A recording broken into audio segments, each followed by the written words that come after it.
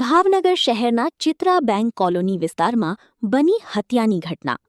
Bank colony વિસ્તારમાં રહેતા આધેડ પર જમાઈ સહિતના લોકો દ્વારા હુમલો કરી ઈજા પહોંચાડી। ગોરધનભાઈ દલસાણિયા નામના આધેડને જમાઈ સાથે દીકરીને કામ માટે જવા માથાકૂટ કરી હતી, જે માથાકૂટ બાદ જમાઈ સહિત અન્ય લોકો ઘરે આવી ગોરધનભાઈ પર ઈંટના ઘા મારી ઈજા પહોંચાડતા મોત નીપજ્યું। બનાવને લઈ સિટી ડીવાયએસપી સહિતના અધિકારીઓ અને બોરતળાવ પોલીસ ઘટના સ્થળે પહોંચી પોલીસ દ્વારા હત્યા અંગેનો ગુનો નોંધવાની કાર્યવાહી હાથ ધરી છે। કે ગોરધનભાઈ જે છે, ગોરધનભાઈ તળસીભાઈ ઉંમર જે છે આશરે 52-54 વર્ષના છે। તેના દીકરી જમાઈ જે છે તે હીરાના વ્યવસાય સાથે સંકળાયેલા હતા। અવારનવાર જતા હતા, નહીં જતા હતા। તેનું મન દુઃખ રાખી આજે જે મરણ જનાર જે છે તેની દીકરી અને જમાઈને બી સમજાવતા હતા। એ દરમિયાન ઝઘડો જે છે ઉગ્ર બનતા જે છે તેને માથાના ભાગે ઈંટડું મારેલું છે અને ત્યારબાદ 108માં સરટી હોસ્પિટલે દાખલ કરવામાં આવેલા અને સારવાર દરમિયાન તેનું મૃત્યુ નિપજ્યું છે। પોલીસ દ્વારા લાશનો કબજો લઈ ઇન્ક્વેસ્ટ ભરવાની કામગીરી હાલમાં ચાલુ છે।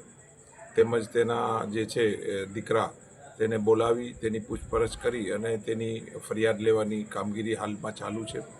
પોલીસ દ્વારા જે આરોપી જે છે સંદિગ્ધ તેને અટક કરવા માટે એક ટીમની રચના કરવામાં આવેલી છે અને વહેલી તકે આરોપી ઝડપે કરવાની પોલીસ કટિબદ્ધ છે। અને આ પ્રાથમિક વિગતમાં તેની દીકરી અને જમાઈ અને બીજા જે છે તેની સાથે ઝઘડો હતો એવી પ્રાથમિક હકીકત છે। બનાવ કેટલા વાગે બન્યો? બનાવ જે છે સાંજે 7થી 7:30ની વચ્ચેનો બનાવ છે અને આ બનાવ જે છે બોરતળાવ પોલીસ સ્ટેશનના જે બેંક કોલોની જે છે તેના ઘરે જે મરણ જનારના જે ઘર જે છે ત્યાં જ બનેલો છે અને જે આરોપી બી જે છે તેની નજીક જ લાખોના ખર્ચે નિર્માણ થનાર બગીચો આજે સુધી તૈયાર થયો નથી, પરંતુ હવે આ જગ્યા અસામાજિક તત્વો અને ગેરકાયદેસર દબાણોનો અડ્ડો બની ગઈ છે।